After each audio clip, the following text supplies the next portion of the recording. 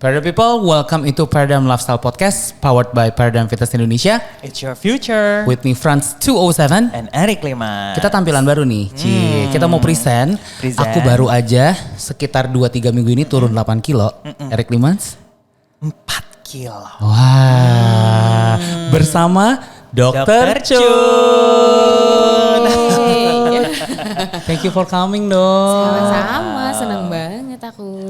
Thank you. Dr. Chun. Iya. Ini dia rahasia kita berdua turun. Aku 4 kilo, Franz 8 kilo. Dalam waktu 2-3 minggu loh. 2-3 Betul minggu. Belum sampai 3 minggu kayaknya ya. Belum.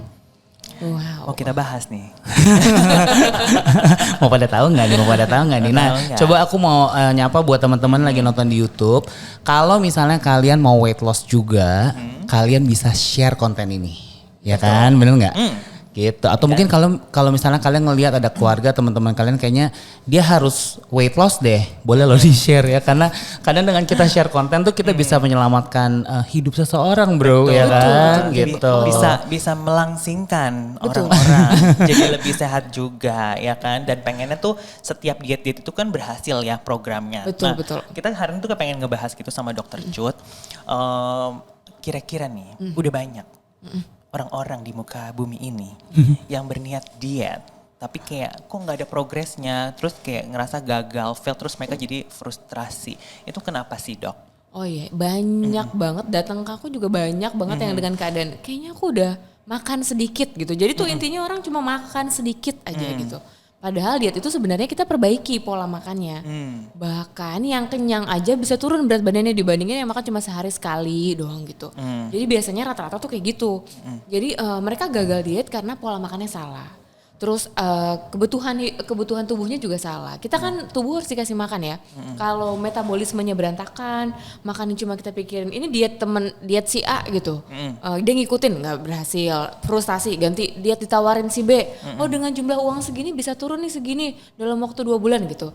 Gagal lagi gitu. Jadinya biasanya gagalnya karena dietnya tidak sesuai sama kebutuhan tubuhnya, lalu tidak teratur makannya, terus jenis makannya asal-asalan yang penting sedikit, jadi bentuk sedikit dia pikir oh kecil nih berarti kalorinya sedikit gitu, jadi kadang suka yang kayak gitu asal-asalan aja, jadi nggak tahu patternnya. Sedangkan diet itu yang berhasil bukan pada saat kita turun singkat cepat, tapi gimana caranya kita mempertahankan gak naik lagi. Nah, kalau naik lagi tuh ibu-ibu terutama ya, itu frustasi tuh langsung yang kayak, udah turun capek-capek, dipujinya baru sebentar tiba-tiba gendut lagi. Perempuan itu pujian loh. Aku kalau udah dipuji nggak, udah banyak yang puji, udah Dok, itu keberhasilan buat aku kayaknya. Oh senang, jeansnya muat itu seneng banget aku. Gara-gara pujian jadi nyaman, lanjut lagi itu makannya. Itu dia. Kayaknya bisa nih Dok turun lagi berapa kilo gitu biasanya. Oke.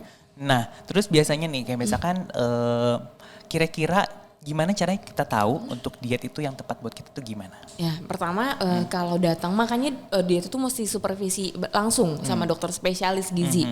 Jadi datang langsung, pertama kita nggak boleh, kebutuhan kalori kamu cuma segini gitu, nggak bisa. Yang pertama base-nya analisis asupan.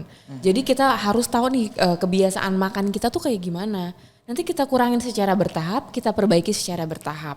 Kayak Mas Ari sama Mas Frans kan juga udah aku perbaiki, nggak yang harus aku balik makannya yang pokoknya makannya mesti gini, nggak ada rasa gitu, enggak kan? Kita sesuaikan sama kehidupan kebiasaan makan setiap hari. Lalu kita perbaiki. Nah itu pertama-tama kayak gitu dulu. Lalu kita kurangin kebutuhannya. Lalu udah fondasi makannya udah oke, dia udah nggak ngerasa kayak kelaparan, nggak ngerasa craving, baru kita olahraganya ya ditambahin olahraga. Jadi lalu kalau misalnya dietnya udah bagus, turun bagus, olahraga oke, endorfinnya udah mengalir, udah enak.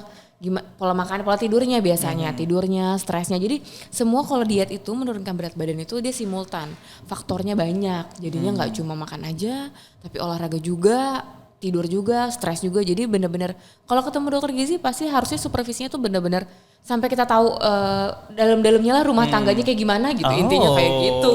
Jadinya supaya kenapa nih gak turun-turun atau kenapa nih turunnya sedikit gitu. Gitu. Ada faktor dari dalam ya. Dari dalam. Termasuk hubungan percintaan. betul. Itu sama aja tadi kayak misalkan diet yang sesuai dengan kebutuhan. Betul. Ya kalau belum tentu diet itu cocok sama diri kita sendiri. Jadi makanya harus disupervise. Termasuk juga hubungan percintaan ya dok ya harus disupervise. Jadi kalau emang kamu nggak butuh udah putus aja. Nah, daripada capek-capekin kan. Iya benar udah capek-capek sama aja kayak capek-capek diet tapi nggak berhasil ya kan. Bener. Kan. Harus yang cocok. Harus yang cocok makanya konsultasi ke dokter Cut Diet by Skin. Dok, ceritain dong tentang diet by Skin itu. Kalau di 8 by Skin tadinya itu dia memang tadinya kan secara literatur penurunan berat badan, jadi tuh kita nggak usah khawatir kok Mas Frans tadi 8 kilo, Mas tadi 4 kilo atau terbalik segala macam kayak gitu, nggak ada masalah. Guideline-nya kita turun berat badan 4 sampai 8 kilogram per bulan. Achievement-nya 1 sampai 2 kilogram per minggu. Jadi tubuh kita bisa beradaptasi berapapun itu mesti kita hargain. Jadi afirmasi tubuh juga bagus. Nah pada saat pertama kali diet dibentuk, terus support sistemnya bagus gitu, ternyata pasien rata-rata turunnya tuh 7 sampai 8 kilogram per bulan. Oh ini oke nih, ternyata pada masa pandemik awal, itu pandemik awal tuh 2020. Oh ternyata pasien memang lebih aware. Jadi tuh banyak yang aware-nya tuh bukan yang udah 2021 gitu, berat badan naik 15 kilo baru datang, enggak.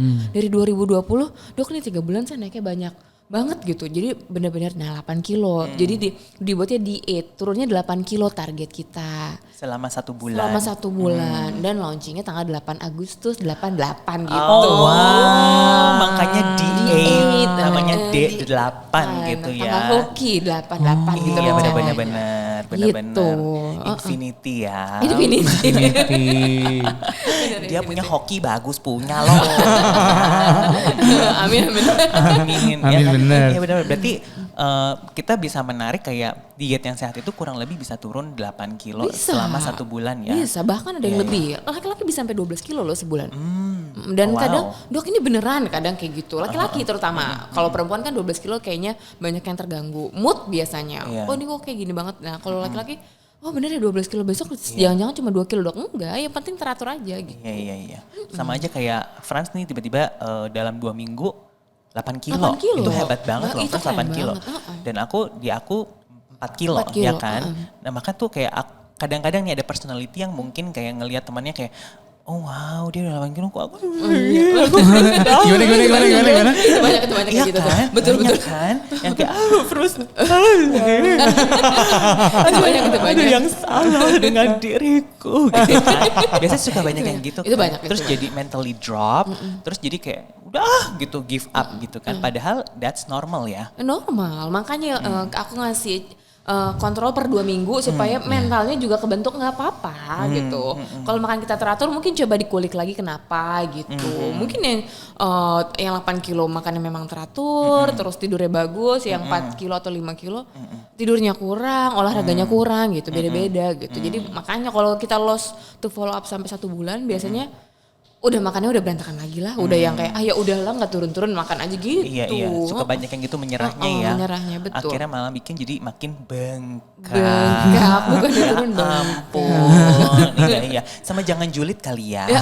Itu nambahin dosa takutnya makin berat. Makin berat betul, nambah 2 kilo biasanya. Iya, Ngomongin makanya. 5 menit nambah 2 kilo. Jadi kalau misalnya ngeliat temennya gitu turun 8 kilo, ntar dalam hati lihat aja nanti. Gitu. Nah gitu mendingan kayak Iya gitu kan. kan? Nah, besok olahraga langsung gitu. Iya.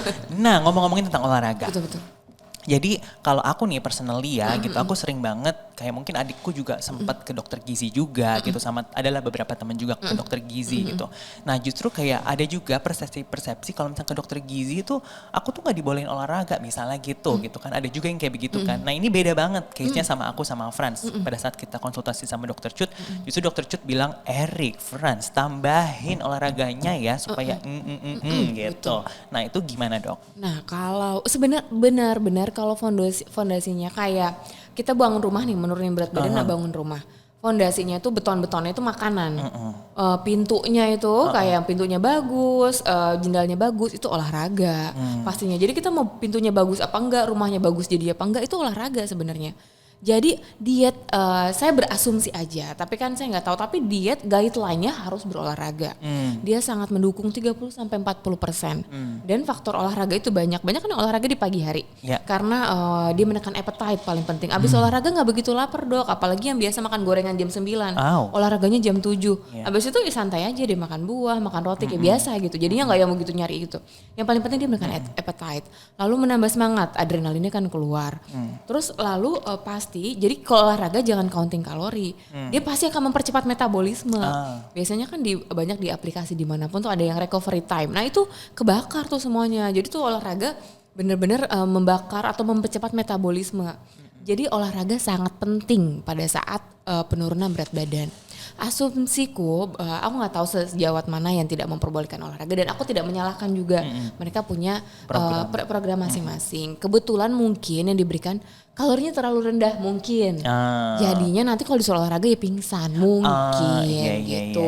Jadi aku bilang gitu, kenapa nggak boleh olahraga sama dokter ini dok? Mungkin aku bilang kayak gitu. Tapi bisa ditanyakan langsung gitu. Kalau aku biasanya olahraga.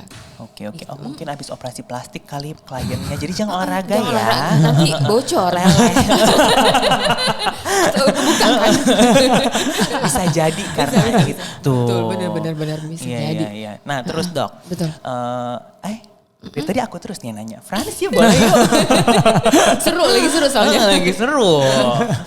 Iya sih aku jujur thank you banget Dokter Cut. Ini aku tuh ngerasa sepanjang aku ngelakuin program bersama Dokter Cut ini tuh makannya bener-bener tetap makan gitu. Makan dan gak craving kayak gitu. Jadi bener-bener menikmati makanan sih gitu.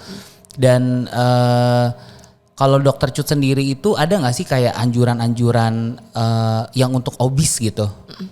Pasti kalau obesitas, biasanya kan obes kan dibagi dua. Yang pertama kan kita normal weight kan. Kalau kita pakai WHO Asia normal weightnya BMI-nya sampai 22,9. Overweight itu 23 sampai 25. Biasanya kalau perempuan, dok bajunya agak sempit gitu. Itu 23 sampai 25 tuh overweight. Lebih dari 25 itu obes 1.